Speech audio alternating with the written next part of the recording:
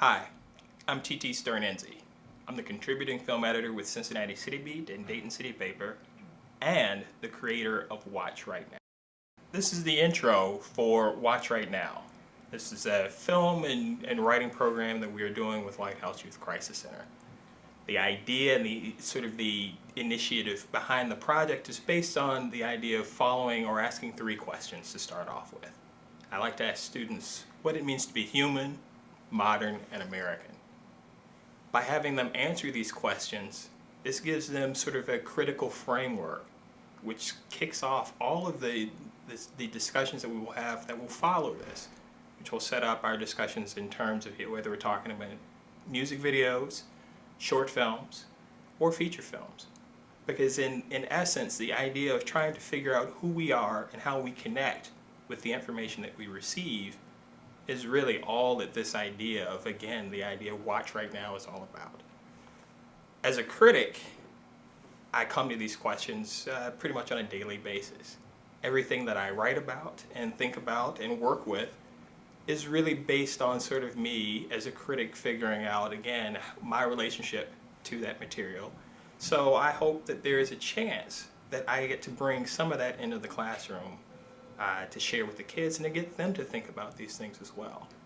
Because ultimately, I like to tell them as part of an anecdote that really, as a film critic, I'm doing the exact same thing that they do in the classroom, in their English classes or their composition classes, except in my case, I get paid for it, which usually sparks a lot of questions from the kids. You know, they are not necessarily enjoying the writing that they're doing in their English classes, but all of a sudden they hear that, wait a minute, this guy comes in and he writes about movies and music videos and he gets paid for it.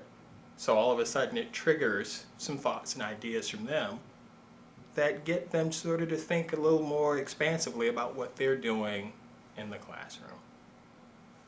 Of course, the first question that usually comes up is, okay, well, you're a film critic, so what's your favorite film? And as a critic, I have a very easy answer for that. My favorite film is Blue Velvet, I tell them. And I usually let them know that, as a matter of fact, I saw Blue Velvet when I was their age, back in 1986. I was a high school junior. I saw it opening weekend. Actually, I went back and saw that film probably 4 or 5 times opening weekend. And then I, like I'm hoping to do with them here now, I went to my English class that Monday morning and raised my hand, dying to talk about this film that I had seen that just sparked these ideas and theories, and it felt like, for the first time, I went to a movie and saw something that felt like the books that we were reading in the classroom. It felt like it needed to be discussed in that way. And fortunately, I had a teacher who was willing to indulge, this little passion that I had. And next thing you know, I'm the man you see before you today.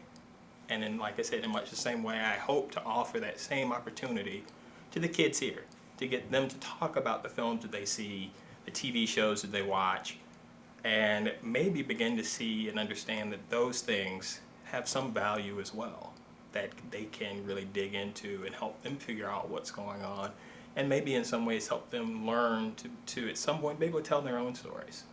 So that storytelling and the transferring of those ideas and the critical thought that goes into sort of connecting and figuring all of that out is, again, really the heart and the soul of what we hope to do with Watch Right Now.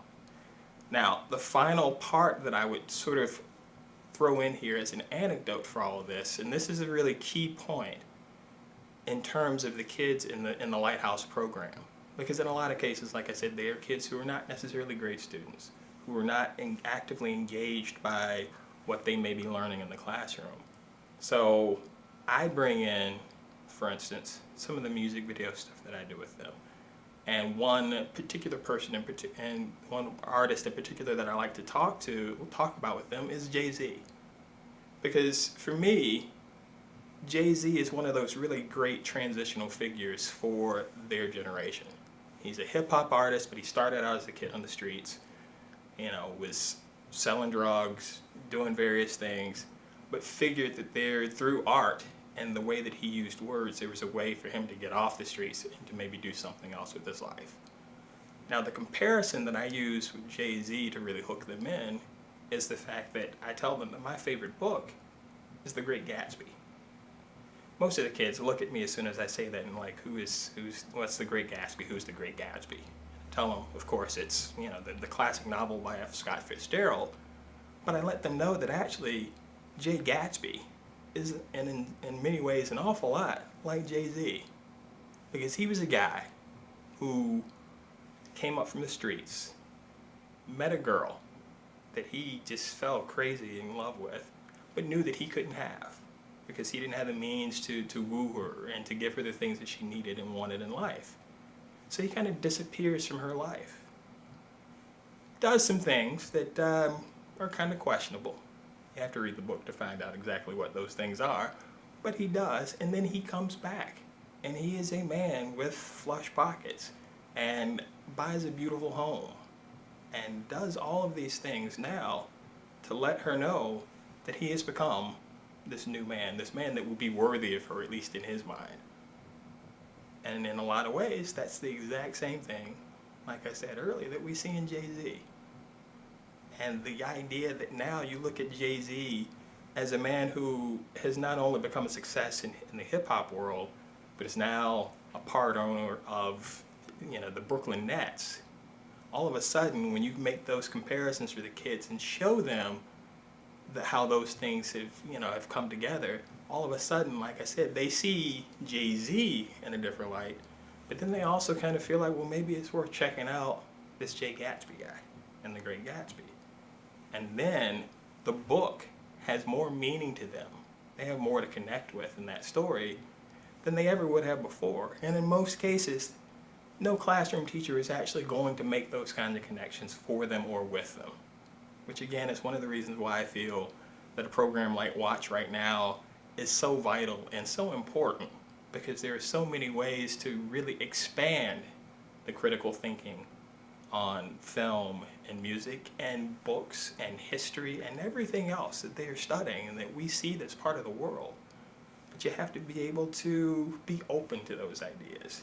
So ultimately, Watch Right Now is about opening a door and allowing whatever comes out of that experience to kind of soak into the person, and then hopefully they will be able to place that back out into the world.